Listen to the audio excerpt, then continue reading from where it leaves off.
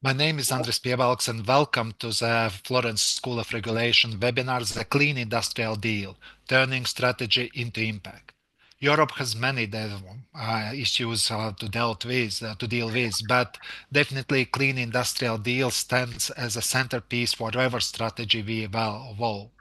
We have excellent speakers today. Miguel Gil Tertre, Head of Cabinet to the first Executive Vice President of the European Commission, Teresa Ripera. He will make a keynote address. And then we have panelists that can't be better uh, com- um, invited and joined. So James Watson, Director General from Eurometaux, Marco Mensing, Director General CEFIC, Laura Cozzi, Director of Sustainability, Technology and Outlooks from IEA, Adolfo Aiello, Deputy Director General of Climate and Energy from Eurofer, and Anne-Sophie Corbeau, Global Research Scholar Center on Global Energy Policy.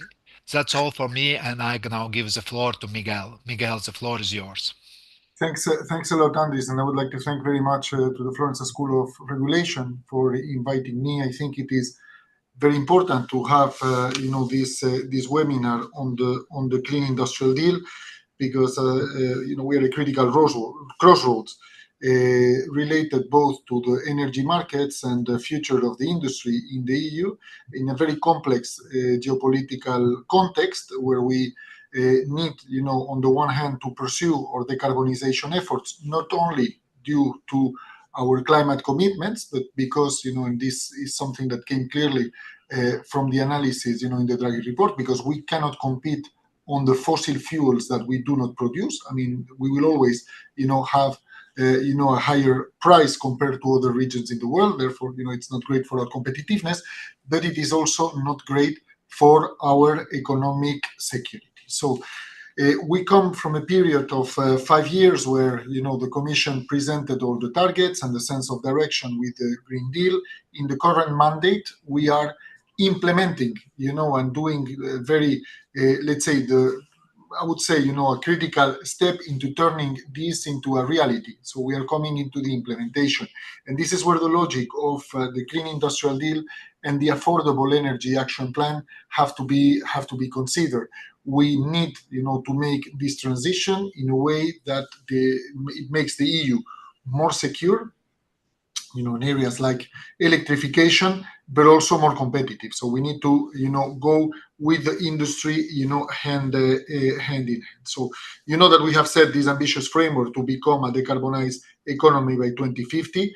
We also came 1 year ago with the impact assessment of the 2040 climate target plan, and then it becomes clear that we would need a decarbonized energy system by 2040. And to make this a reality, we need to do some very important action related to our energy systems. Basically move to this electrification, and I would stop also a few minutes to discuss the issue of grids, and enabling investments, which are critical.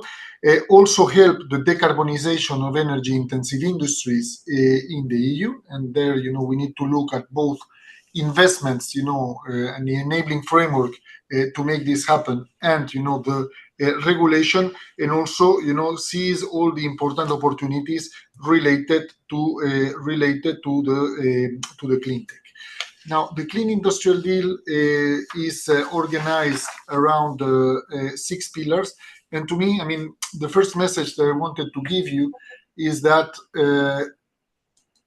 I think, I mean, that in a sense, this is a novel strategy, in the EU, in the sense that all different instruments are put towards a similar objective. So these instruments, be it, competition policy or trade policy, or the instruments in our budget, or the regulation, they are all put together, in this strategy. So it's not a strategy on competition policy for decarbonization, or on trade policy, or on public procurement and lead markets, but it has a holistic view to make sure that we are able to deliver on this. I mean, it's a complex program because we have 72 measures, the vast majority to be delivered in 2025, 2026. So in 2025, we'll have already 45 measures, and we have already adopted more than 10.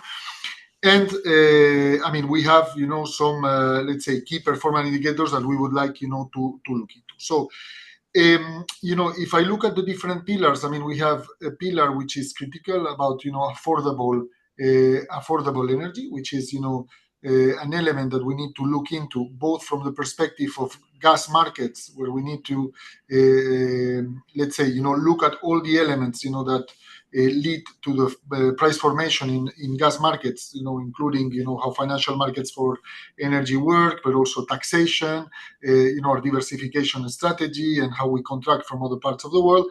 And then also on the energy side, with a push for low carbon energy, but also a very critical element related to grids and interconnections. As I said at the beginning, grids is probably one of the most important elements of this plan, because if we don't have the grids that can in a sense absorb all the electrification needs and all this move from the economy, and absorb all these new renewables coming into the system, we will have let's say in 10 years important problems related to management of the grid and congestion.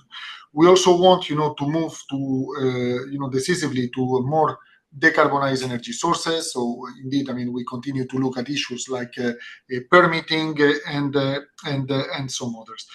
There is also, an element, which is quite important in the plan, related to the financing, and this is also something where we are putting, some pilots on the table. I mean, with this, idea of the decarbonization bank and the promotion of the carbon contracts for difference. Here, I mean, we have been building, on successful ideas like the hydrogen bank, and as I said, novel instruments like carbon contracts, for difference. And what we would like, to, let's say, ensure is that we have a good matching between the financial instruments, because I mean, we don't have let's say all the amounts that would be necessary in the public sector, so we need to mobilize private investment. So we use subsidies for those investments that really need subsidies. And one may think for instance that interconnectors are a typical example of investments that need subsidies, but we move to financial instruments and the risking to other elements related to this move to the decarbonization of the economy. I think the financing we have talked, the affordable energy. There is also this element of lead markets, which in the current geopolitical context we believe it is quite important. I think that the way to portray this is not necessarily related to the let's say only made in Europe for the sake of made in Europe, but it is clear that the standards that we have, for instance, in Europe are higher, compared to other regions in the world, and there might be an interest, in order to stick to our standards, related to decarbonization, to develop, very much these, lead markets and all of these, let's say, elements to promote, the production in the EU. Now, I was saying, at the beginning that we would like, to have this, plan to be very much, made in a coherent use of the different instruments. I mean, the plan is ambitious. I mean, some of the instruments are not only, let's say, in the hands of the European Commission, so we need to work hand in hand, very much with the member states. I would also, like to recall one element, that is quite important on our side, and it is that this fundamental transformation that we are doing, in the EU economy, it is much cheaper if we do them together in the EU, as a whole, than if each country does it on its own. I mean, countries have different energy mixes, so I mean, the solution might not be exactly the same in each member state. They also have different, industrial structures. So some member states, they have a high share of energy-intensive industries, other high, this a different share of energy-intensive industries. But if we want to build a reliable, coherent system, it is cheaper, to do it in a European way. And I will give you one example. So, for instance, if we look at Denmark, it's a country that has a lot of renewables. When the wind is blowing, I mean, they are able to export a lot of electricity. When the wind is not blowing, they have to import a lot. So, considering, the system with their neighboring countries, it's not, it's a necessity. I mean, you cannot be done otherwise. So when we go towards, this new system where we would have, let's say, lower, low carbon, generation sources for electricity, we also need to think, what is the best way to build, the overall system, with all the solutions on the table, be it the batteries, demand flexibility, interconnections, and and some others. So to conclude, I mean, I think we are quite optimistic, because the plan has been well received. We are advancing, decisively. The challenge is big, but I think, that with the plan, we have hit the nail. I mean, there is a lot to do, so we will now, move in through implementation phase, and also, to build this for the next discussion that will be, a difficult one, related to the multi-annual financial framework. So many thanks, Andres. Thank you. Thank you, Miguel. It was an excellent introduction. I immediately will go to panelists, not to the questions that Christopher and I myself have, and also I will pass now the floor to Laura, and on sharing to Christopher. So, Laura, the floor is yours. Thank you very much, Andres, for having me, and thanks, Miguel, for the wonderful kickoff. I would like to maybe organize my thoughts around three areas. First, where do we stand today? Second, affordability of energy prices in Europe, and third, energy security. So maybe first, let's have a look at where do we stand today in Europe in terms of decarbonization and energy at large. I think we have been going through very difficult years, and we need to acknowledge that we have done relatively well. If you look at data for 2024, it's the first time that Europe has produced over 75% of its electricity with clean energy. It's a big milestone. And if you look at just the amount of solar that was installed and the amount of electricity that it produced, it basically allowed us, even just in 2024, to avoid the equivalent of gas that we would have had transmitted to Nord Stream. So what we have been doing and what we are doing is very, very, very significant. In terms of emission reduction, we find ourselves today with an emission level that is the same that Europe had in 1973, but our economy was 3 times smaller. So also on that, very good step forward. However, we are still paying around 400 billion in imported oil and gas. We are the second largest bloc in terms of fossil fuel imports in the world, just after China. So this brings me to the affordability and competitiveness gap question that Miguel touched upon, and of course is completely right. Because of the resource endowment, our gas, the way we will price our gas, is always going to have a price differential compared to the US, for example, given their very large endowments. However, and I'd be very curious to hear Anne-Sophie's view on this. Our own analysis shows that in a couple of years' time, so we will still have a couple of years of very tight markets and difficult period for gas prices that will affect Europe, European companies, European consumers. But starting 2027, we are seeing a very huge amount of new LNG coming to the markets, notwithstanding the geopolitical uncertainties, some investment uncertainties, with new LNG projects coming online in the US and in Qatar. And this is not a small new amount. This is 50% more than what we have today. This will have implications in global LNG markets, will have implications for Europe. And from our perspective, it's worth a discussion within European countries, and in particular heavy energy-intensive industries, how could we benefit without necessarily implying that this means delaying decarbonization, but there could be a window of opportunity for our energy-intensive industries to make sure that we use this possibly cheaper gas that is coming online.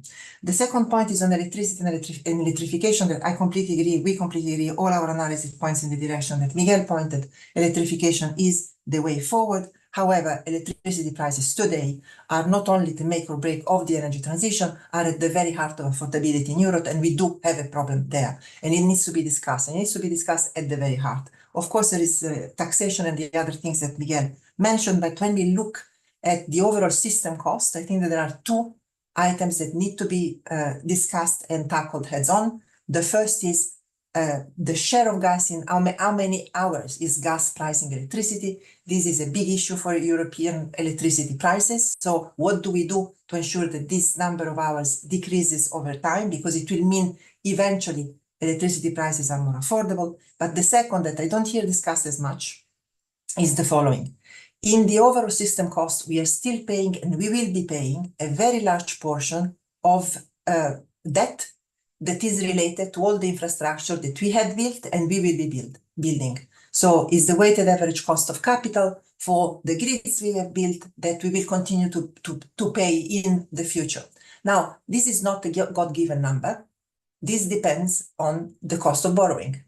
And we have a bank, the European Investment Bank, that through which we could start discussing how and what we can do to make sure that this chunk that is increasing and is very high and is larger than in other regions of the world, what do we do with this part to make sure that there is a widespread benefit of lowering this portion for the wider European economy.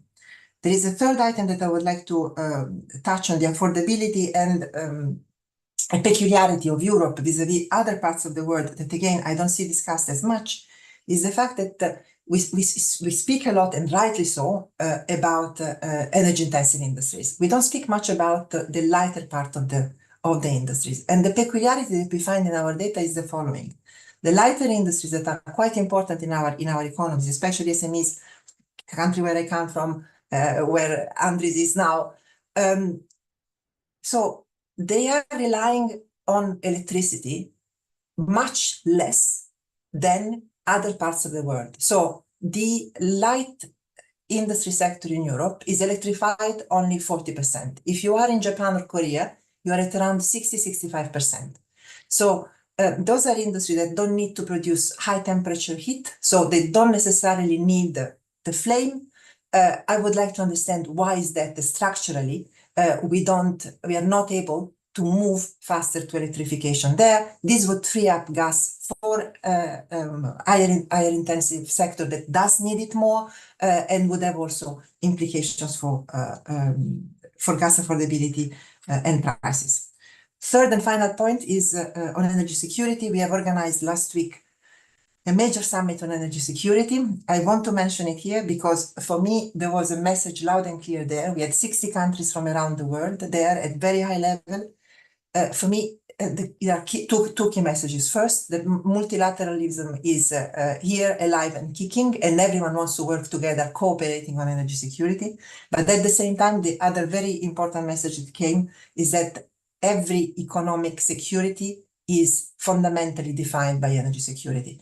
And currently, energy security is changing, is not the same as we have thought up to now. It's changing very quickly. And as policymakers, we don't necessarily have the instruments to adapt quickly enough to how this energy security is changing. We have had the hard lesson on Russia's invasion on Ukraine, reminding us about natural gas. I would like to say that the example of what happened in Spain and Portugal is a very hard reminder of what does it mean talking about electricity security. But going ahead, there is a lot of discussion about critical minerals and clean energy supply chains diversification. And finally, another point touched very much in the energy security discussion, it's coming, it's here, is weather impact, especially of extreme weather events, and the resilience of our electricity system. So with this, in synthesis, I think we are doing very well.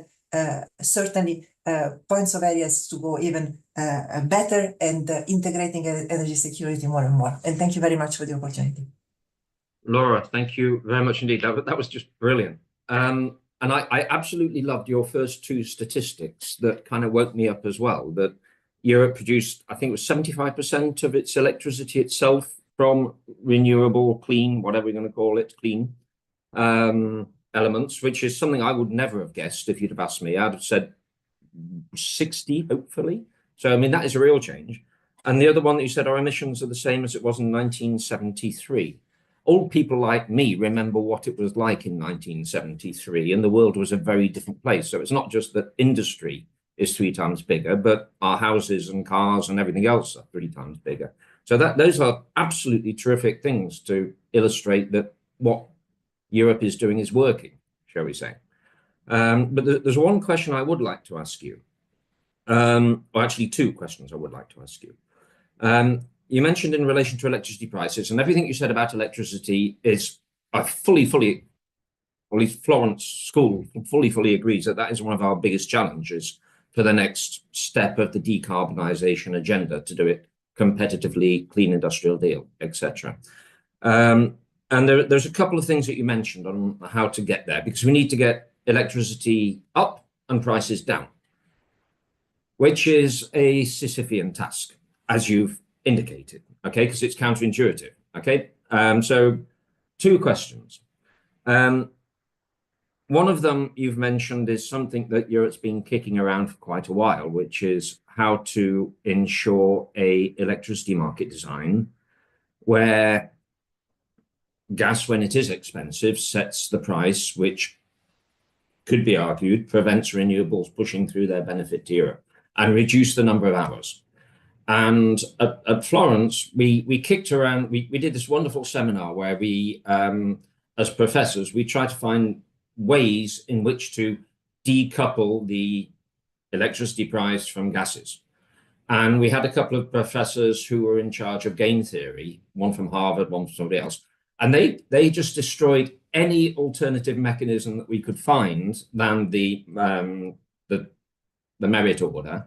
So do you have any magical answers for us on how to actually do this? What could be the solution to reducing the number of hours that gas prices set the electricity price? And how could we push through better the low marginal cost of renewables? The other one is the cost of debt for infrastructure. When the Clean Industrial Deal says we need to invest another 580 billion over the next 10 years, it's kind of counterintuitive. So what are the ideas you have on these 2 of how we could square a very difficult circle? Yeah, let's start with the second one because it's easier, in fact, than the first one.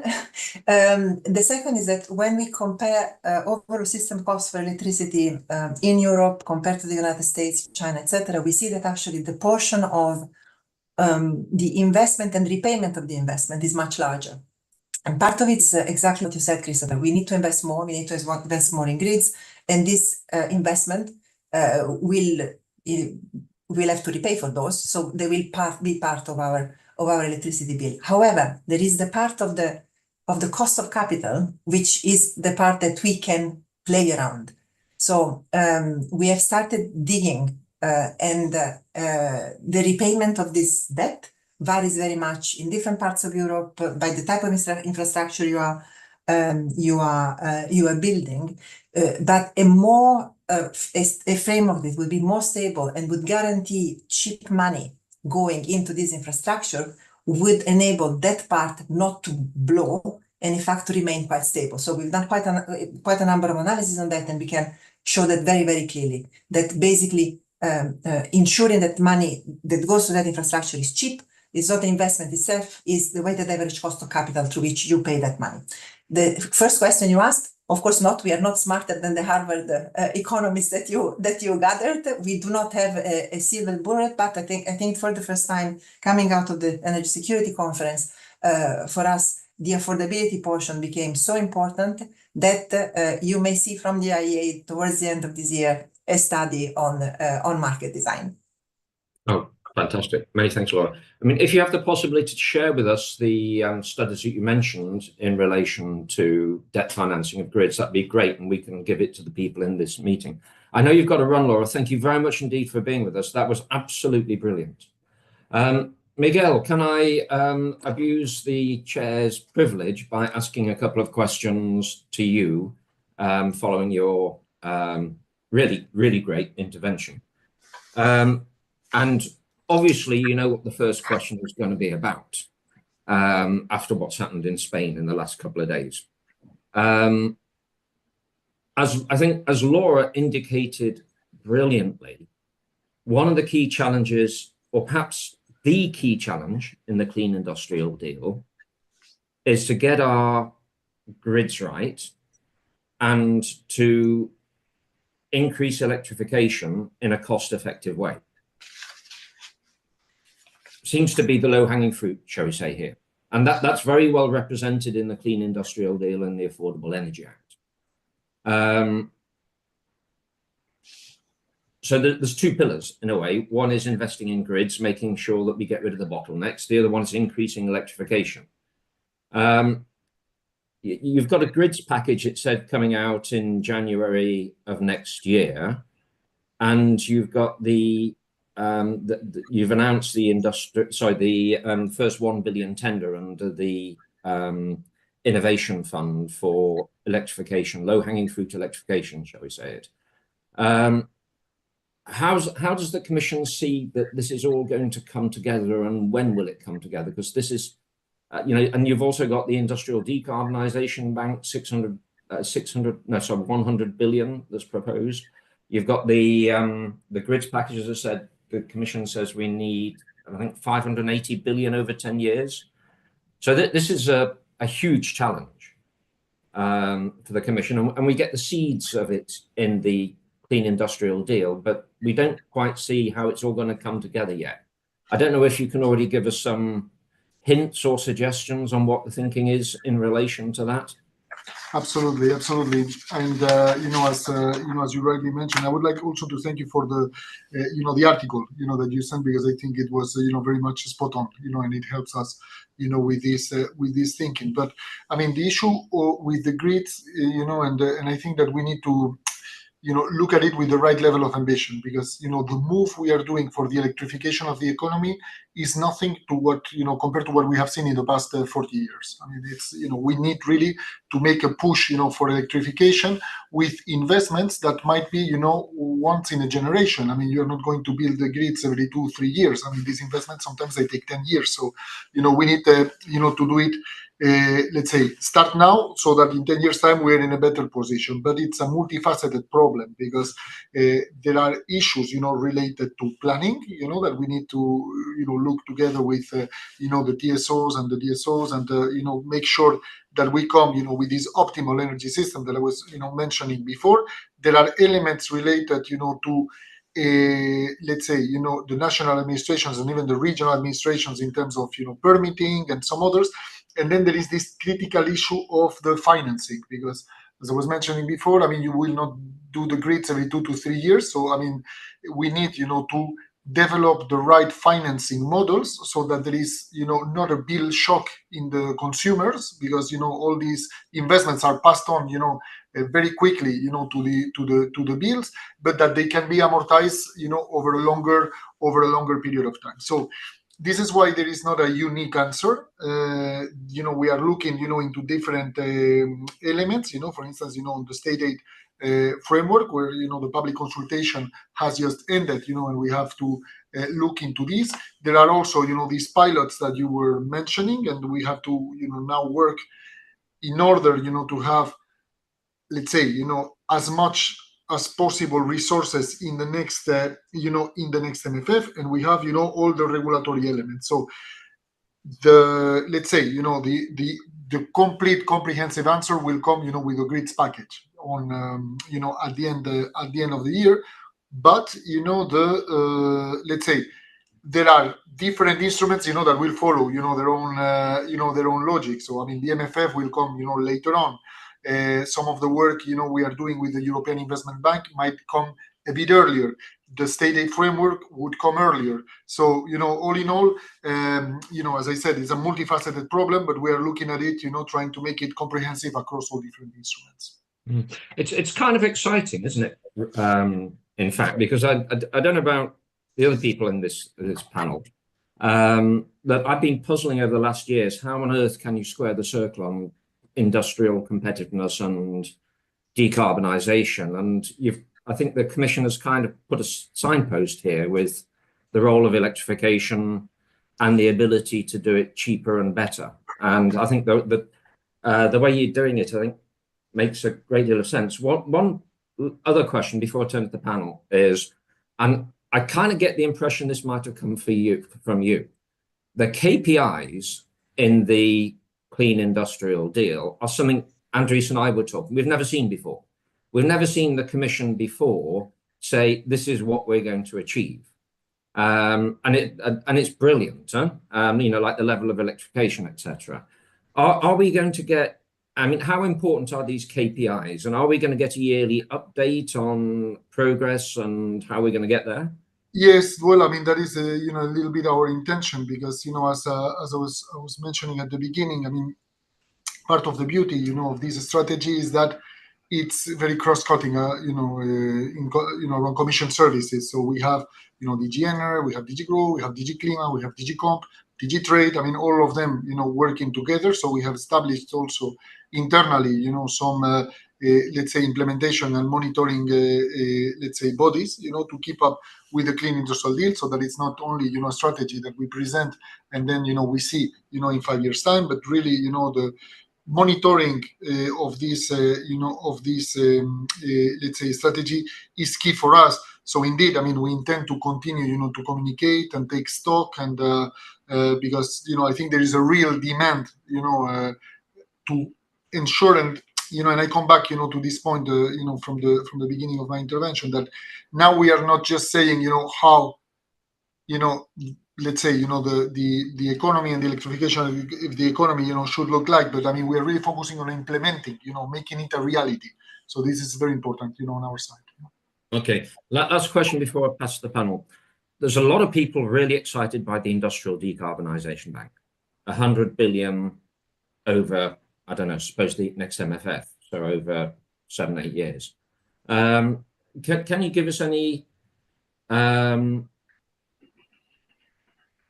highlights, indications of, is it going to be 100 billion in grants? Is it going to be, where will it come from? Is it next MFF? Will it be technology neutral contracts for difference? Is there anything you can give us on this? Yes. So indeed, there might be elements elements on grants. There are also elements focusing on financial instruments, as I was mentioning, since we have very scarce resources for what we want to achieve at the in the public sector. We aim at mobilizing as much as we can. So let's say we are starting with some pilots within the structures of the Innovation Fund and the Hydrogen Bank. So we are actually going to come up with a number of auctions already this year. We are also looking at new instruments in the context of InvestEU, and the idea is to have these pilots and make them successful so that we can enter into the next MFF with the full program. Yeah. Many thanks indeed. I've got a million more questions for you, but if I do them, we'll never get to the rest of the panel. So I'll go with the order that's in the publication of the event. So James, Eurometaux, you are one of Europe's biggest electricity consumers, I think I'm right in saying. Metal production uses electricity, not gas mainly. So what's your shopping list, James? Thanks, Chris, and indeed, thanks for the invitation to be here this morning. It's a great pleasure for me to join you on behalf of Eurometaux. Just to be clear, we are representing all of the non-ferrous metals. You have Adolfo, who will come on later, who's representing the steel and iron industry. And I think we can begin by saying that we appreciate very greatly the efforts that are being made by the new Commission, particularly at the political level. We certainly support the work that is being done by Sejourné, Ribera and others, but we do feel that overall overall, there's still a certain level of urgency missing. Look, if you look at things like the Critical Raw Materials Act, for example, we're supposed to be increasing the amount of smelters that we have in Europe. We're supposed to be increasing the amount of metal recyclers we have in Europe to meet those targets. Well, the reality in our sector is that, in fact, it's the opposite. We are seeing smelters actually being shut, being boarded up, mothballed, and not growing, but declining. And that's also an issue, I think, for the idea that people have around electrification targets, because we are a very, as you said, Chris, we're a very electro-intensive industry. We're around 60% of the energy we consume is electricity. And when one aluminium smelter closes, that's the equivalent of about 1 million electric vehicles or 1 million heat pumps being deployed. So in fact, you won't really gain electrification if our sector is one of the sectors that's going down. And why is that going down? Why am I saying the urgency isn't being met? And the point of that is that it's about the cost of energy, and in particular the cost of electricity. We are now seeing that costs of production, about 40, 50, even 60% of the cost of production of things like aluminium in Europe today are being taken by electricity costs. So you might expect me to come on and say, therefore, we don't like marginal pricing. We don't think that marginal pricing works. I think we tend to agree also with what you've said and also with what Laura said.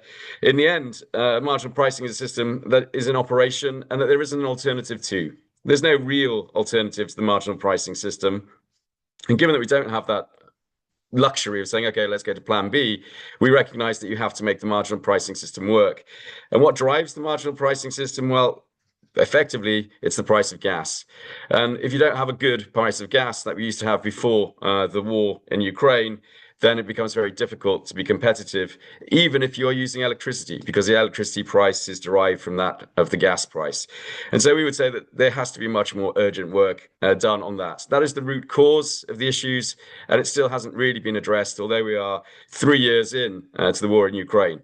And I would like to see more effort being made, not just by the European Commission. I don't put that on Miguel. It's not just a European issue. It's a member state issue as well. And I think that we need to see much more effort being made to address the core root of the problem. In terms of grids, yes, I have members who are also thinking about how they can increase electrification, and they're in all over Europe. This isn't just a local sort of Belgian or Dutch issue. And they are told that things like you'll have to wait 6 years for a connection to the grid for the amount of electricity that you want. Well, that's a long time to wait for any kind of connection to the grid. And so, yeah, as Miguel says, then we will have a grids package and we will roll out more investment in grids. And that's all well and good. There will be money available, but I don't think the money that is available is going to cover the overall costs. I think Eurelectric have been consistently saying that for their distribution system, they need 400 billion euros of investment by 2030. That's a significant amount of money in the next 5 years. And my concern and the concern of our members is that if we are going to have this huge grid plan and roll it out, is who pays? Usually that falls on the consumers. Well, guess what? We don't have very much money. So good luck asking us to pay for huge grids extensions. This is going to have to be something that have to be addressed. I don't think there's enough money being put into that. I think that in Eurometaux, we would definitely have concern about the level of money that is being talked about for grid reinforcement. And I don't think the backup plan should be, well, let's just squeeze more blood out of the stone of heavy industry. The other point I would make about the electrification side is it's actually very good. We can drive the ideas that are being put forward, like in the Affordable Energy Action Plan for more PPAs underwritten by the EIB. That's all very good. We are nevertheless baseload consumers. Only our zinc smelters are able to be flexible, which means that basically we need affordable, dispatchable electricity. And affordable, dispatchable that is clean or renewable means that you only have 3 options, and that's batteries, biomethane, and green hydrogen to support the renewable electricity. And they're all extremely expensive. They're more expensive than natural gas. So in essence, we are concerned that if we go in this direction, we're not pragmatic, we are simply going to increase the costs, especially for us baseload users, because we won't be able to use demand response because we can't. Once an aluminium smelter begins, you don't turn it off. Aluminium smelters run 24/7, as do most smelters. And that's an issue. We can't vary the flexibility. And a huge red flag for us came up in the CSAF, the so-called Clean Industrial Deal State Aid Framework, where it was proposed that you would get state aid based on your flexibility. Well, this is a kind of huge, that's a huge good luck to the energy intensive industries, especially the ones that I represent, because as I said, outside of zinc, it's not really possible to be flexible. So how do you get state aid? And let's be honest, today, state aid is what is the thing which is keeping the lights on in most countries, not all. In Scandinavia, there are many organizations who are doing very well, many companies doing well in their copper and other metals. But then again, they have quite cheap electricity up there. So in principle, if we're going to reduce state aid as well for us, at the same time as increases in price of electricity, in terms of increases in taxes, because we have to pay for grids, I really feel like we're still in a very much a good luck to the industry in Europe situation. And I would go very briefly to the United Kingdom and say that what we saw with British Steel, basically on its last legs, and the decision to nationalize it, is actually a warning flag for all of us in the European Union. In the end, if we don't get our policies right, there's nothing to keep our sector alive. The only thing that we'll end up is that all of these companies that invested millions and billions over the years will end up being nationalized at a great cost and a loss of efficiency to the European taxpayer. This is not the direction that we should be traveling in. We have plenty of time to try and sort things out, but we need a bit more action. We need more flexibility on state aid. We definitely need to see an attack on the high prices of energy. We need much more clarity on who's going to pay for grids. And I think that ultimately, we also need to make sure that when we are looking at what the European Commission want to do in terms of things like PPAs, they also have to understand PPAs are not the silver bullet. No company that I represent takes all of their electricity from PPAs. They are part of the overall consumption. They still take spot and other forms of electricity. Self-consumption is limited. So we have to be a bit broader. And I think that when we are looking at ideas that we've put forward before in the past, like Green Pool, for example, whereby you can pool renewable production and match that to off-takers from the energy-intensive industry. This is the sort of thing that DG Competition should be supporting rather than sitting on. And I think that overall, in general, we would like to see a bit more urgency to address the needs of the sector. I don't know if you would like me to just, I've got a couple of more general points as well, Chris, or which aren't just about energy, but I'm happy to give other people the floor, but maybe I could just say one or two other further points. You're on mute, Chris. Please go ahead. Yeah, I think that because of what Miguel has said, it's not just about energy, of course. We also want to see industrial policy being placed at the heart of trade policy. It's all well and good if we can solve our competitiveness issues, but if we don't get the trade system correctly implemented, then we will have a major difficulty, because we see structural overcapacities being built up in places like India, in places like China. And of course, the only reason to build up structural overcapacities is to flood markets. Now, with the United States putting safeguard measures up, it seems very likely that there's a risk of diversion of those volumes of trade into Europe. That could be catastrophic. We need to make sure that DG Trade is also active and developing the right mechanisms to make sure that they quickly take action. We were encouraged by what we read in the Clean Industrial Deal, where there was talk about actually acting before injury happens to the industry. This is what we have to really think in terms of, because the global trade situation has changed. And the final point I'll make is about scrap and scrap metal. We are not just primary producers, we're also secondary. We represent the recyclers. And scrap metal is leaving Europe in record volumes. The United States are very smart when they put their 25% on aluminium, because they excluded scrap. So scrap can go to the United States, scrap can go to China, it can go to India, and it's leaving in record volumes. In copper, aluminium, zinc, you name it, it's going.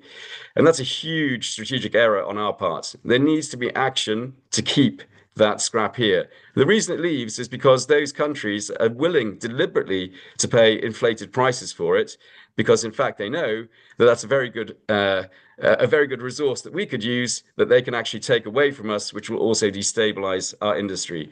Yes, we have to be entirely linked up in the way that you are talking about, Miguel. We need trade, we need energy, we need competition policy to be aligned to give the industry what it needs to survive. I don't think anybody wants to end up in the situation where you have to nationalize aluminium, zinc, silicon, copper, etc., because we didn't get our policy framework correct.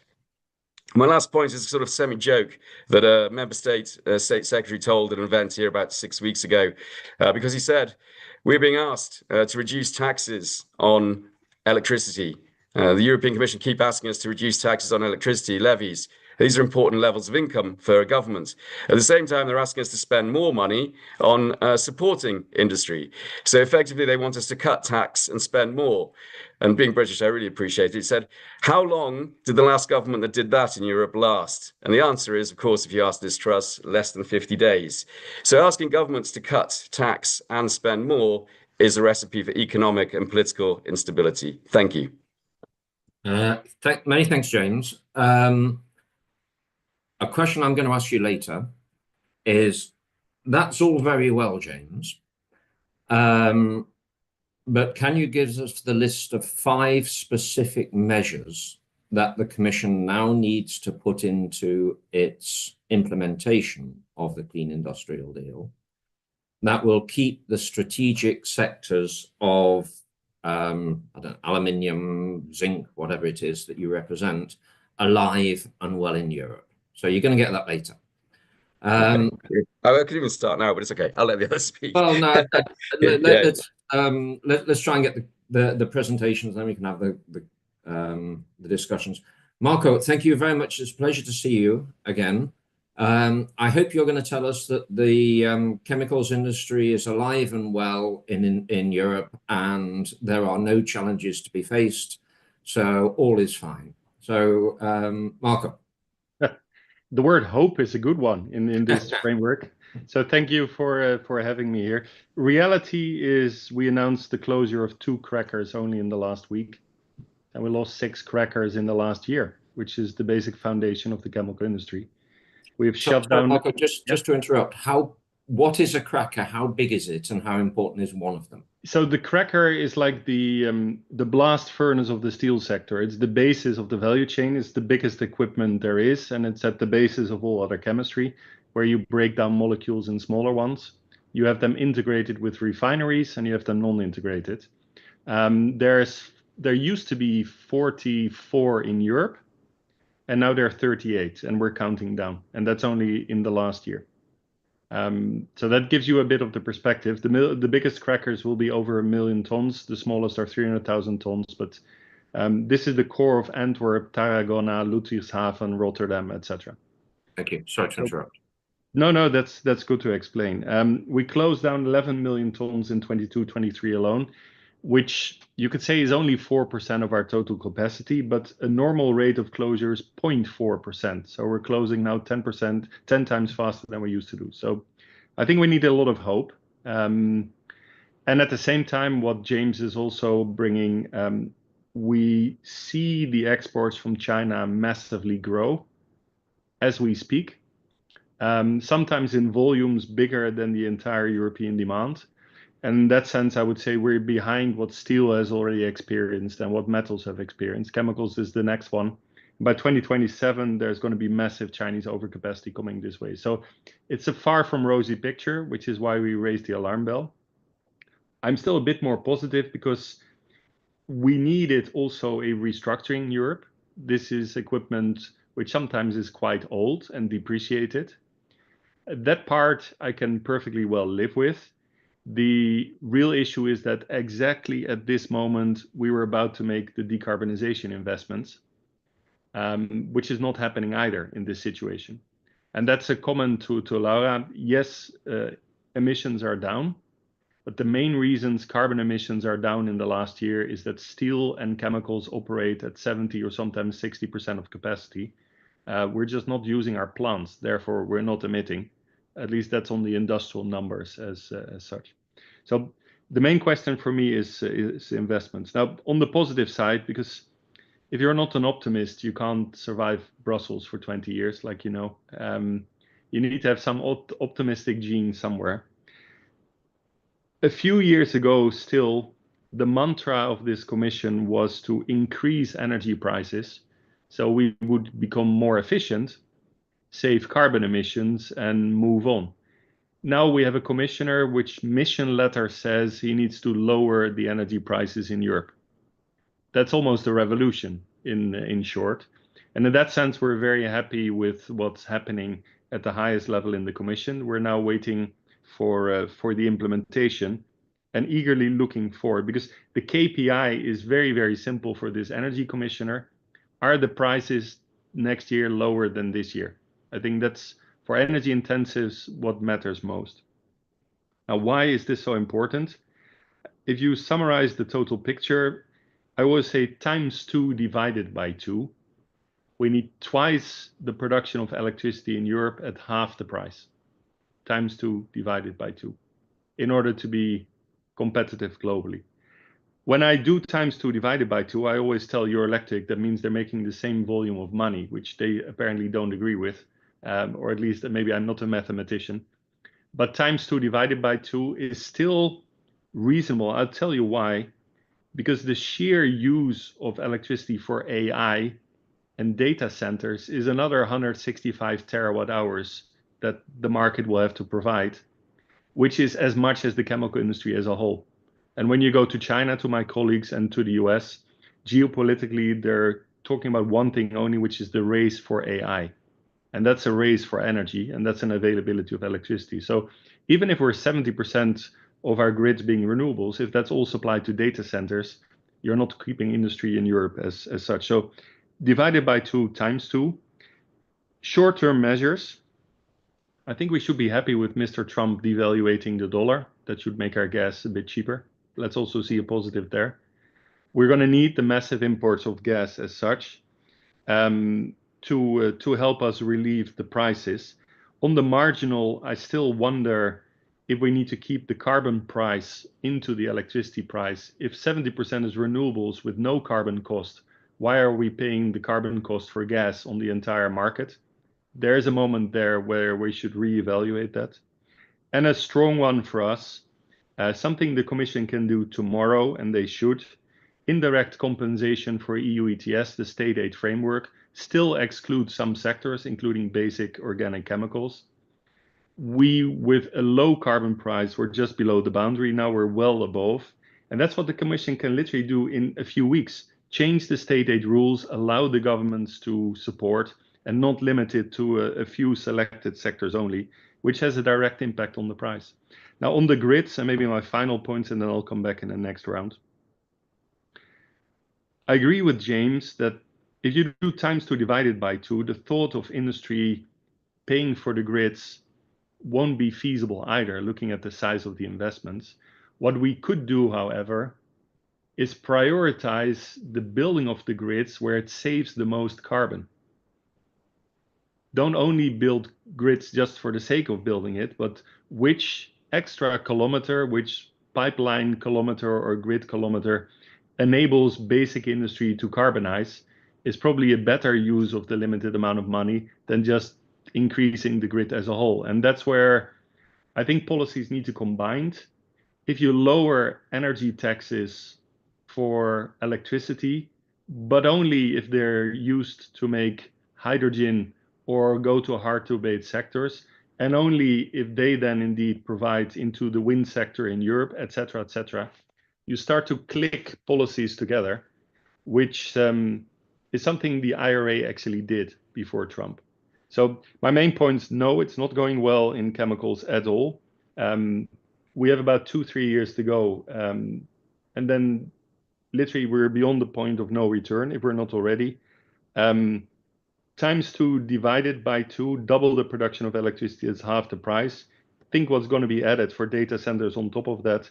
And then short-term measures, selective grid expansion, indirect compensation of ETS tomorrow, and indeed still look at the carbon price and the marginal pricing. I'll leave it with that, Chris, as a startup. Many thanks. That is really helpful. And I always love your presentations because they're so concrete and they really make you think. One thing you didn't talk about, and that's the reform of the ETS. Yes. Because that's the next big challenge, which we're all not talking about at the moment. It's like, you know, you're ignoring the elephant in the room, isn't it? Oh, I can dance with the elephant if you want me to. Yeah, no, but I'm going to ask you the question and let you dance. Because so a oversimplistic approach or argument would be, well, let's assume, so the president will propose a 90% greenhouse gas cut for 2040. Let's assume, let's be pessimistic, or let's just assume that the council and parliament says, no, we're going to do 80%. Just assume, whatever. But anything less than 75% is just not credible, is it, to get to 100% by 2050? But even if you do 80%, it means you've got to decarbonize your electricity sector and your ETS sector by 2040 to have any chance of getting that 80% whatever, which means that your industry would have to be fully exposed to a ETS price that is double what it is today. Simplistic argument, but the logic follows. Yeah. Which means that you would, two things, you'd have to have a CBAM applying to your industry, which it doesn't really at the moment, and you'd have to use your free allowances. So lose your free allowances. So what would be your tack on what the EU should do on the ETS? So first, quickly, we've said we support carbon neutrality by 2050, and we do, period. And that was a dot and not a comma. So that's the line Cefic will keep working on. The second point is, it's not 2050 for industry, it's 2040. By the 31st of December 2039, there's no more credits in the current ETS for industry. And if you look at the difference between 2040 and 2050, that's agriculture. And that's in reality what this target debate is about. For us, it's 2040 at zero, which means by 2032, the latest investments need to be built and on the ground. So I won't say the target debate isn't important, but in a sense, we already have the clarity for a long time. It's just the question, will we invest in Europe, yes or no, in order to get this done, or will we shut down and your emissions go down because you deindustrialize?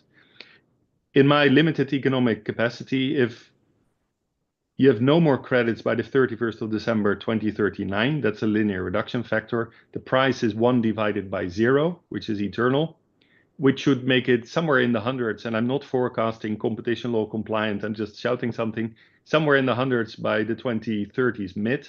And by 2032, no one is going to sell credits because they would be stupid, because they'll need every last credit to make it through the second half of the 30s. So liquidity will go massively down. I think that's the core issue on the ETS, not which target, which is an agriculture forestry target, much more than an industry target. Now, being bold there and dancing, with the gas price and with the demand on electricity, if supply doesn't keep up, electricity prices will also go through the roof in the early 2030s. And that is what also the consumers will notice rapidly. We're going to go into a battle between electricity for industry versus for citizens, and we don't want to get there at all. So the only way out is to massively increase the electricity production. If you then look at ETS,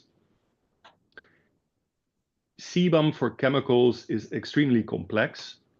Hydrogen is under, which is nonsense. We haven't imported a kilo of hydrogen yet, except my companies lose their free allocation because of a CBAM for non-imports. So that one needs to be rethought. The one on ammonia and fertilizer means no free carbon by 2032. You have no more ammonia in Europe. Cost price wise, impossible. So maybe this is this time to say, and quite a few of my members start coming forward, is this the moment to pause the decline of free allocation until we're out of the woods? And that I can make practical. I still have a cracker in Geleen in the Netherlands. These are the people who invented the electric cracker. They went to the grid, and the grid guy said, 2035, you're the first. There is no copper wire getting you this electricity before 2035. Well, that means you ask them to decarbonize. They can't apply the technology they need. Their CO2 price goes up. Their power prices of what they still need go up as well. And they lose their free allocation. It means they're going to be out of business early 2030s if nothing happens. So maybe this is the question for the ETS review. Shouldn't we pause the decline of free allocation, dancing with the elephant, in order to get industry through this period where on top of it, as James said, we're flooded by exports, and we're flooded not only from the Chinese, but also from the US, who can no longer go to China. Watch out for that one on top of it. And that's not to say we won't decarbonize, because I started very clearly saying this target needs to be met also on our side. But if you're not giving the means to do, and excuse me, a small excursion Politico talks about the leaked hydrogen paper. Green hydrogen loved, pink hydrogen delayed, blue hydrogen out of scope, impossible.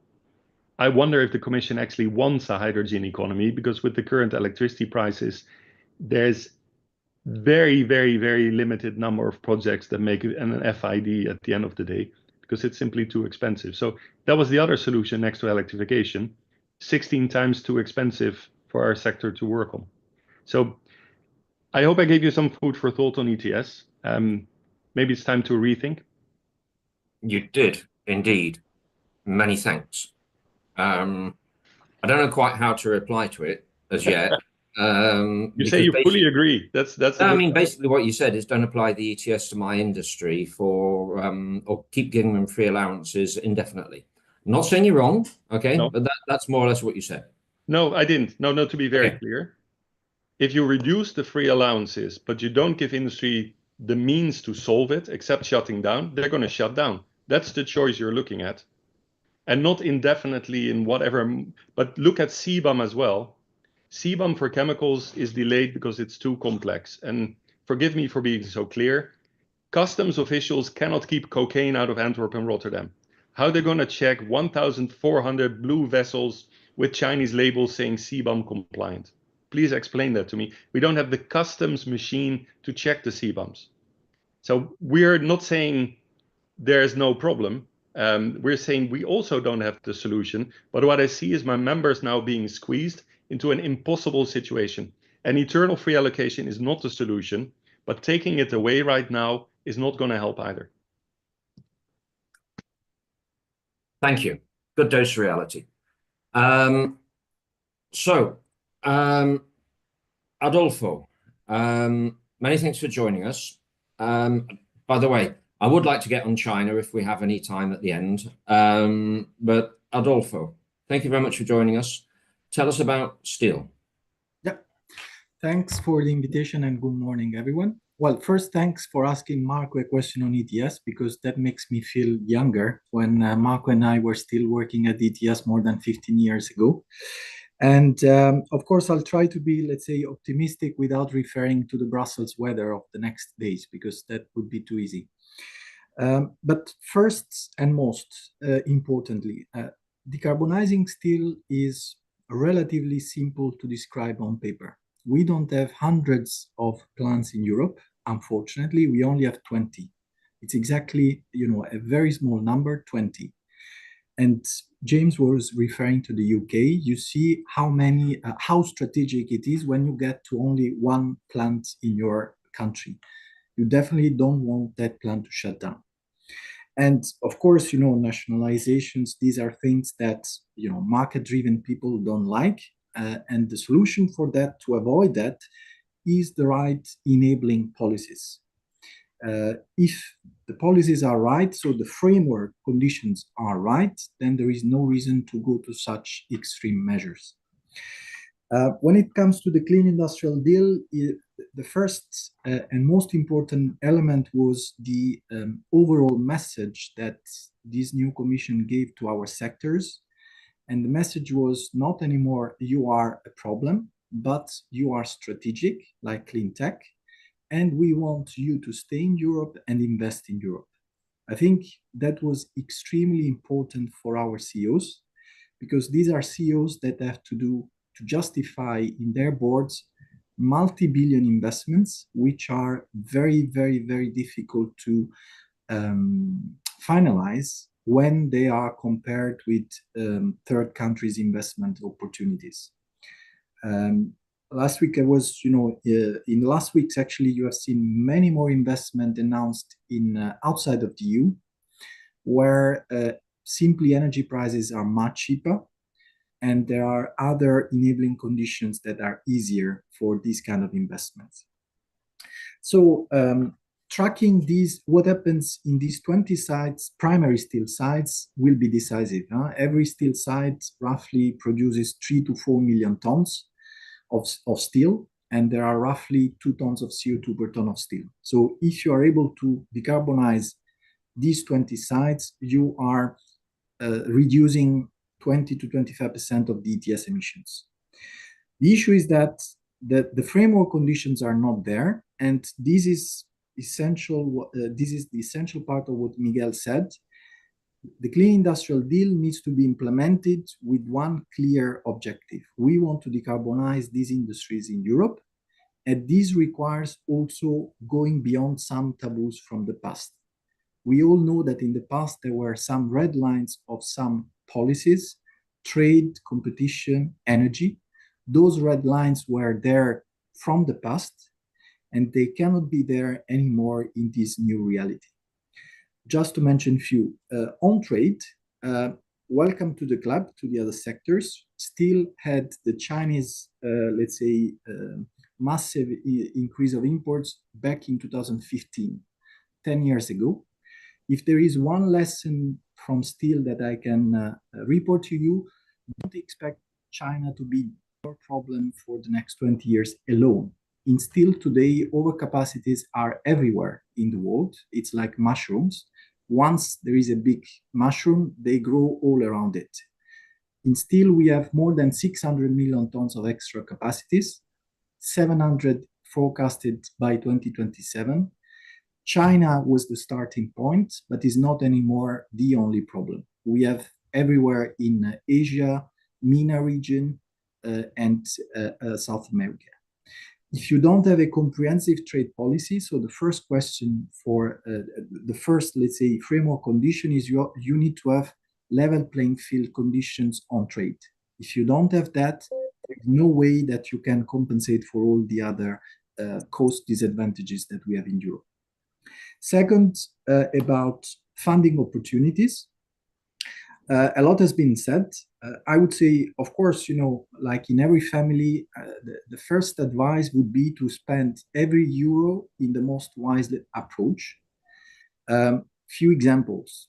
If you give public money to electricity production, to hydrogen production, why not linking that money spent to industrial consumption of those electricity and of that electricity and that hydrogen? Because we know that we are the hard-to-abate sectors exposed to international competition, but also we are the sector with the highest abatement potential. Every kilo of hydrogen in steel reduces more than 20 kilos of CO2. There is no other sector like this. So spend that money in the most efficient way. If there are, I don't know, whatever company fleet subsidies, make sure that those subsidies are stimulating EU demand for steel. And of course, the reverse side of the coin, I do accept that. If we are granted money to steel makers, let's make sure that this money is maximizing the EU added value, that we are, of course, maximizing technologies made in EU. We have no problem with that. Secondly, on lead markets, we have a lot coming on for steel. Labels, labels by themselves, as long as they remain voluntary, we don't really see in our B2B value chains a lot of potential only on voluntary instruments. We have heard the Commission announcing instruments on public procurement and private procurement. Two huge markets for steel are construction and automotive mobility in general. So if we have in these two policies a stronger emphasis on resilience and sustainability, so not only sustainability, that can also contribute to steel. Last but not least, the elephant that has been mentioned many occasions is energy, in particular electricity. The huge difficulty of decarbonizing a blast furnace site is the fact that you are coming from an international commodity like coal, where you have more or less one international price with very small deviation, and you have to shift technology. So first, 1 billion capex investment, but secondly, and even bigger, you are shifting to a new reducing agent, gas, hydrogen based on electricity. So basically, you are shifting to reducing agents which have regional prices, and there Europe has much higher costs than in third countries. So the real challenge for steel is the OPEX challenge of these new investments. And compared to what was said, in our case, since we are so large emitters under the ETS, actually the investments need to materialize well before 2030.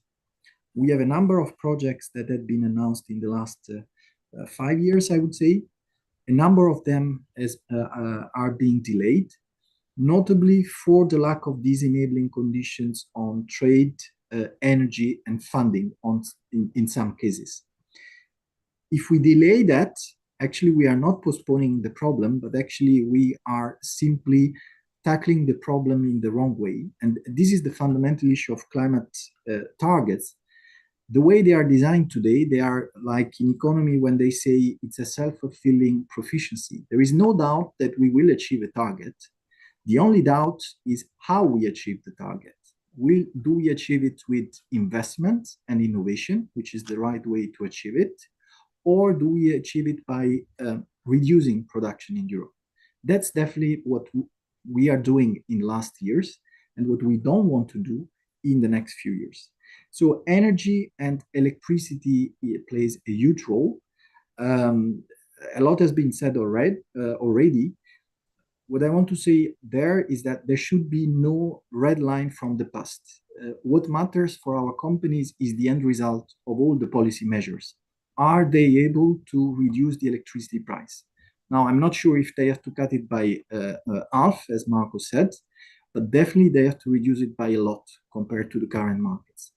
And what we are seeing is that even in countries where there is massive baseload production, like in France, even there, our companies are struggling with the new, let's say, energy market condition.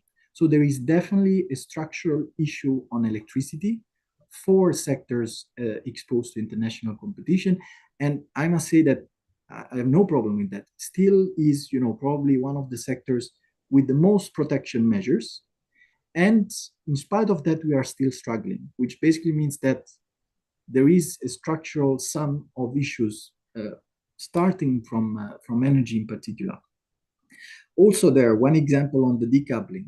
If you have low carbon electricity being supported by whatever CFD or whatever contract, would it make sense to have that electricity compulsory allocated via PPAs to energy intensive industries and not going through markets which are impacted also by fossil fuels in their prices? So there are a lot of different sub measures that can be addressed there. And last, since seen some participants interested in CBAM, yes, steel is part of CBAM, but it's not a silver bullet. As I explained to you, there are a lot of issues around that. And by the way, even if we look only at CBAM, we see the rest of the world with such huge excess capacities, they can simply deliver 2, 3, 4% of clean steel made in third countries just to the EU and keep using the 95% dirty steel for their own market. So, of course, we do support CBAM. We do want CBAM to be improved. That's not under discussion. But CBAM alone will not be able to tackle all these issues. I hope that's enough for a first round. That was brilliant. Thank you, Adolfo.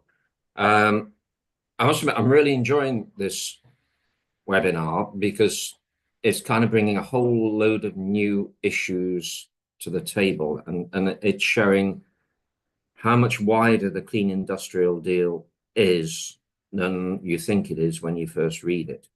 And one of the things that you mentioned was lead markets. And when in the clean industrial deal, they talk about the lead markets and at least I was puzzled a bit what that would actually mean. And am I right in thinking so? What you're suggesting is what the EU might do is to require anybody who builds a house or anybody who builds a train, plane, and aeroplane in Europe or imports it into Europe, would have to have a certain percentage of clean steel, however we're going to define that, right? And part of it that clean steel would have to come, so that's your sustainability criteria, and part of it would have to come from Europe, resilience criteria. Is that the sort of thing you're suggesting?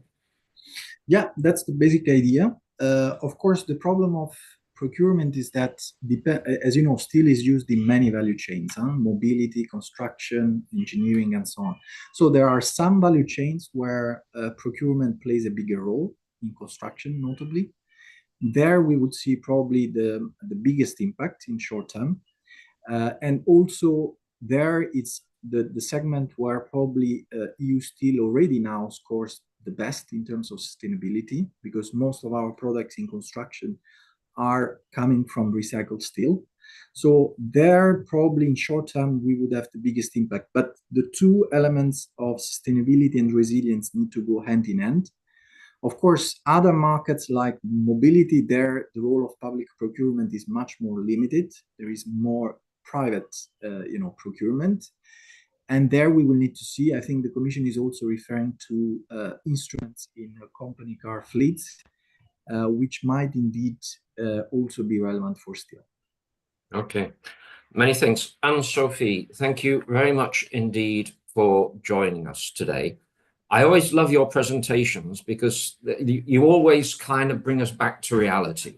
We have, at Florence, we have these high-level debates where we always discuss principles, and then there's Anne-Sophie who comes down, boom, and tells us all you've been talking about doesn't make sense because A, B, C, D. Now you've got a challenge today because all of our speakers have been very, very concrete in bringing us down to earth. But that being said, I'm really looking forward to hear what you say. Thank you very much, Christopher, and good morning to everybody. Indeed, I have been very much enjoying the debate so far. And I mean, I have 4 points because before I actually move to natural gas and hydrogen, which are really my specialties. The first one is indeed, it's really time to think Europe first, because as it has been pretty clear, it's not only China, but also the US, which is thinking a lot about reshoring its own industry and therefore producing even more, but also a lot of countries which are also thinking about developing their industry. And by the way, I was really shocked. I think it was 1 or 2 years ago when President Ursula von der Leyen went to Mauritania saying, well, Mauritania has a lot of iron, so let's produce a lot of clean steel over there and export that to Europe. I don't know what I don't thought about that, but I was a little bit surprised to see that. And of course, this would have been based on renewable hydrogen.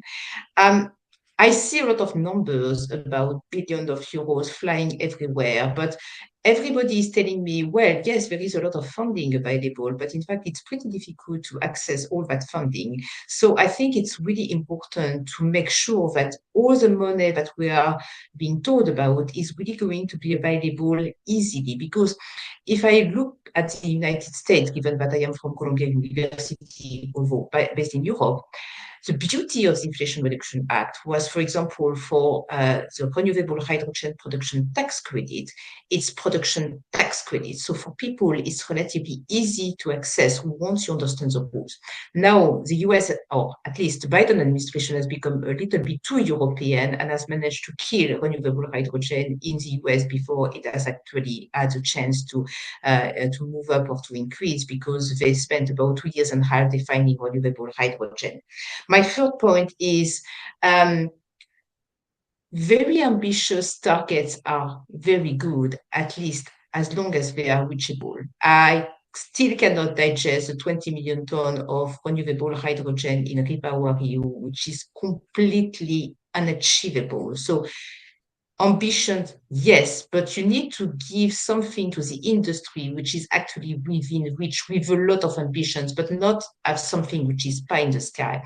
And finally, something which has been mentioned before, it's very interesting to see that we are talking about lowering the taxes on electricity, while in my own country, trying to actually use electricity in order to plug the deficit in the state budget is kind of national sport. Now, moving to natural gas, which is, of course, very important, and we have been talking about that at length.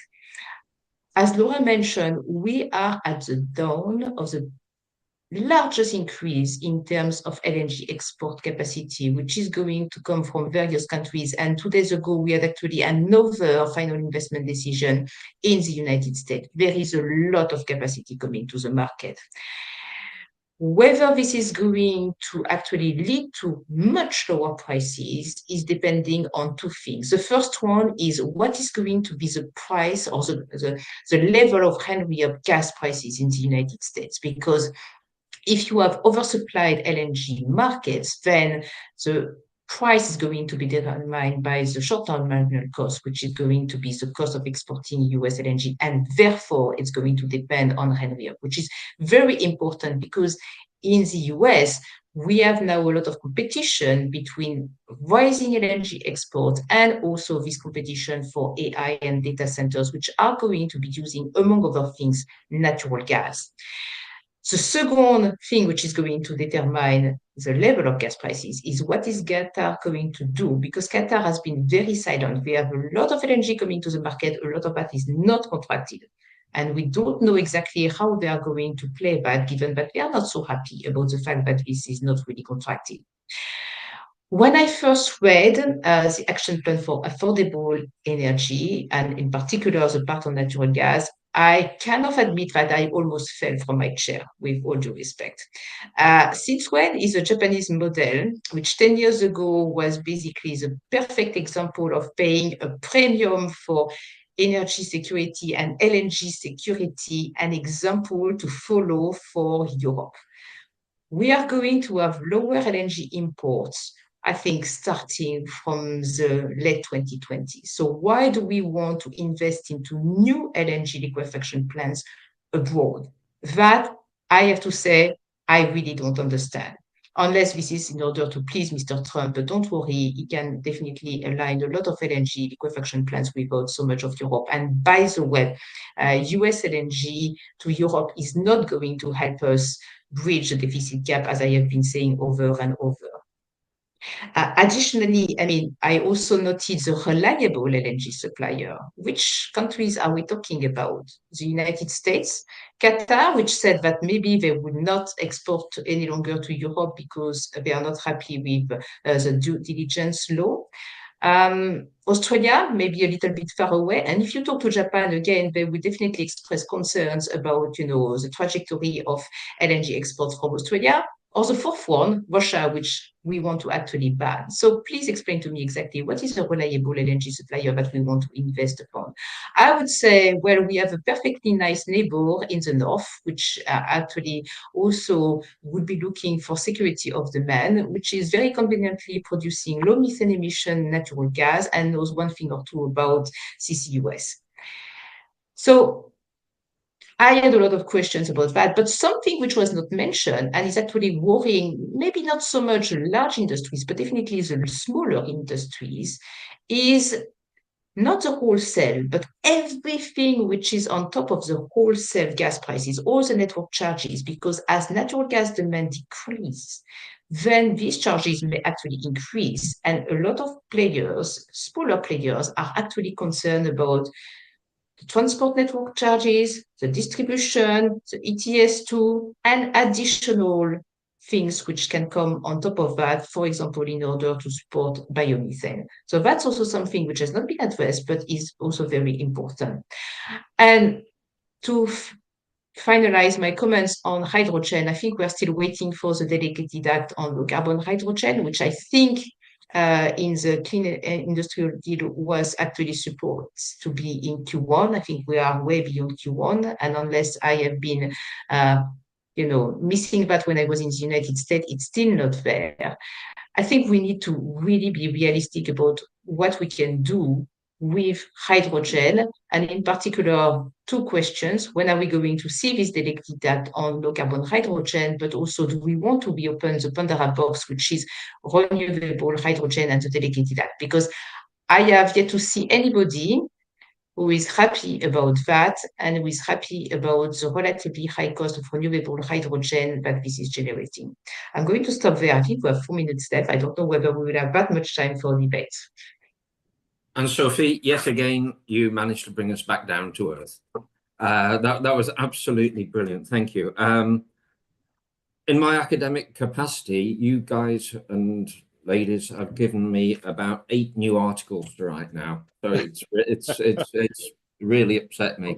Can I suggest we finish as follows, that we go the same order as the speakers, and you just give us, because sadly we don't have much time left, you just give us 1 minute on the 3 things you want from the implementation of the Clean Industrial Deal and Affordable Energy Act that are actually doable by the Commission and Europe. So we start with James. Yeah, I think that the way that we'd look at it is more, in essence, it's just one thing, actually. It's more about joined up thinking, in the sense that, and what I'm referring to is, the rhetoric we get from the political level isn't necessarily the rhetoric or the action that we receive coming from the technical levels. And I think that what we would like to see very clearly is a better understanding of what we really need in the Clean Industrial Deal, also being reflected in the Directorate Generals of the European Commission. And I give some examples just very quickly. Our Cobalt members have written to us recently, and basically the occupational exposure limit is going to be proposed by the European Commission, DG Envy, is going to be below anything that we can actually manage in terms of developing a battery industry in Europe. So if we have this kind of mentality, we want to have a battery industry, but then we have chemicals legislation, and we count in the chemicals, which doesn't allow us to actually have cobalt. It also can apply to lithium. You're not allowed to have in groundwater less lithium than actually is in a bottle of San Pellegrino today. This doesn't help us. So we need to make sure that the top is matching with the bottom, but also the top has to think in a much broader sense. When I looked at the strategic dialogues they set up, we had one which is on metals, which dealt very much with what is going on in the metal production and secondary world. And there was another on automotive. But in reality, if automotive is going down the hill, our demand is going down the hill. They should have been merged. There should have been much more cross-sectoral thinking, rather than just sort of saying, oh, we have a strategic dialogue on automotive, but not involve the people who actually supply the materials you need to make cars. Much more strategic thinking in terms of joining up the dots is what we need. And if you want to know my 5 wishes, we've got a really good paper from the Metals Action Plan. Please find it on our website, and you will get the 5 key messages that we want to see implemented in the Clean Industrial Deal immediately. Thanks again for inviting me. Appreciated it. Many thanks, James. Marco? One intro, 3 small remarks. When IRA came out, the Canadian government called all my CEOs and said, you get the same amount of support, but we're nicer people.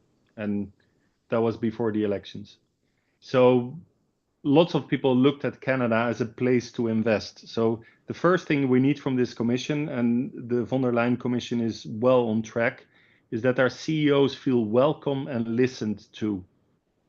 And don't underestimate the psychology of that. Because we want to move forward, we want to decarbonize, we need the facilities to do so. That's one. The second one is energy prices down for us short term. I mentioned it, indirect ETS for basic organic chemicals. And the third one is demand pull. In the current market, you don't get a premium for low carbon chemicals, steel, or metals.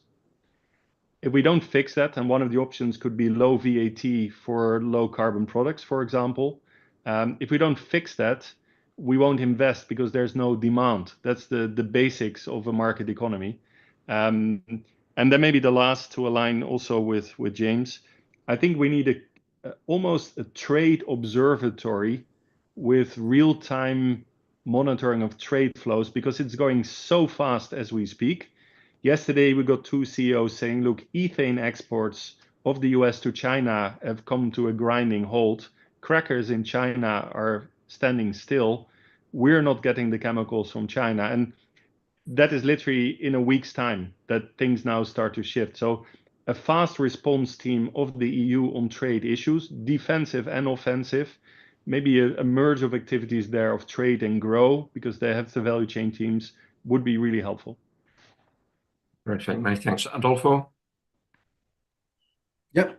Well, I'll start with trade. We have a steel safeguard that expires in July 2026, which so far is not really effective. So we need definitely a new trade regime as soon as possible, ideally even before this expiry date. By the way, all of what I'm saying is somehow in the Clean Industrial Deal. So we are not really, we are speaking about implementation. So walk the talk of what has been written there. Huh?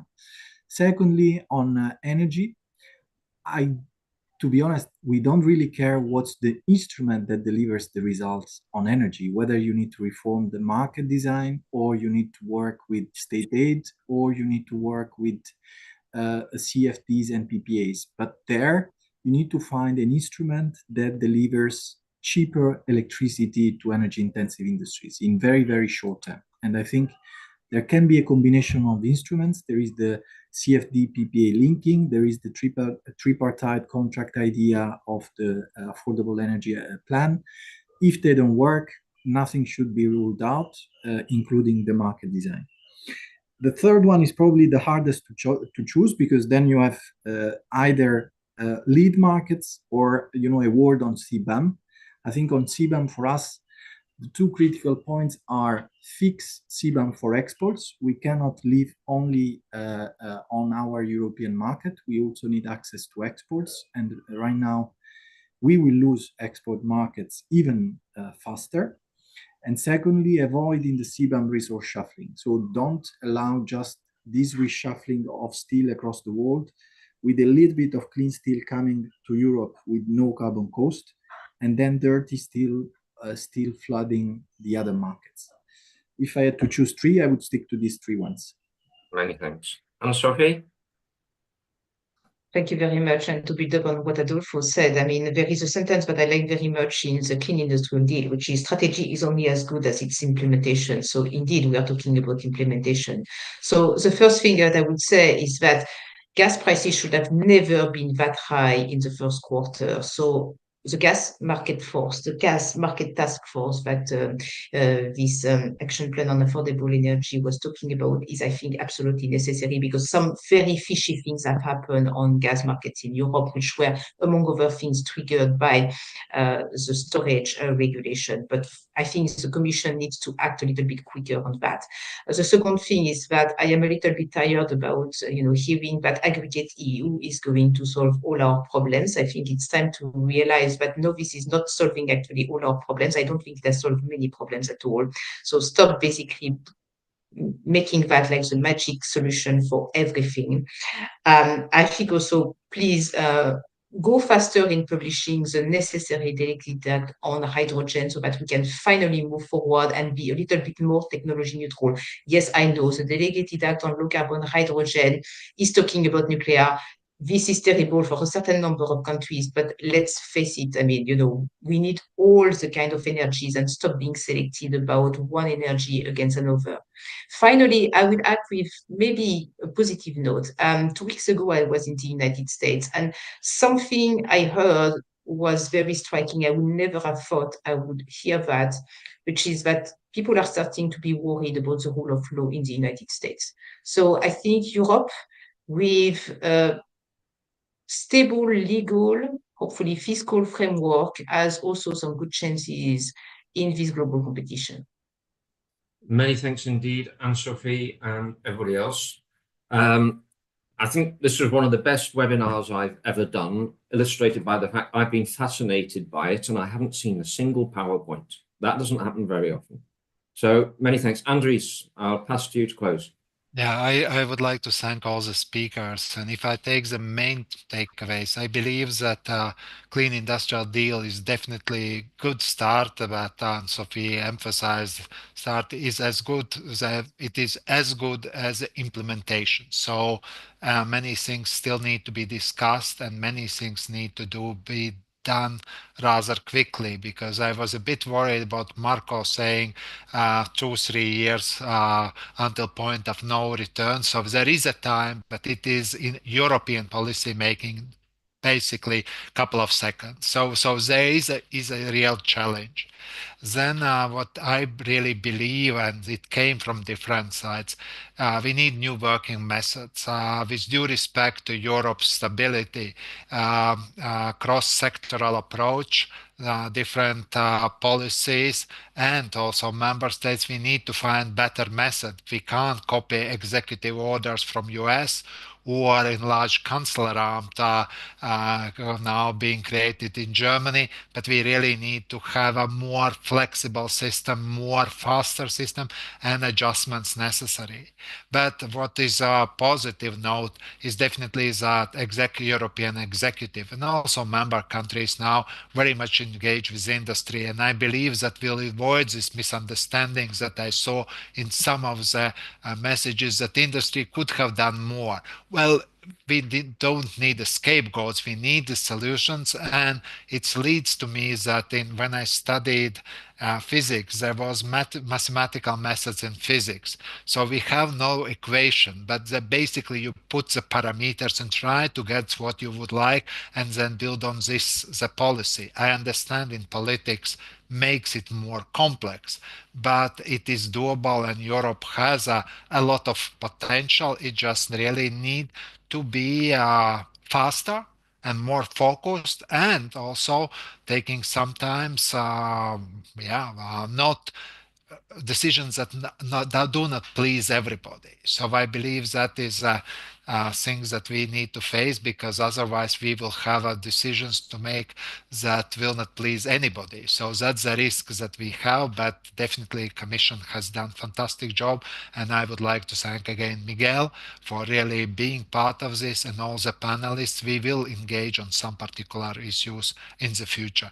Thank you very much, and much appreciated for your time for joining us. Thank you. Have a good day. Good day. Yeah.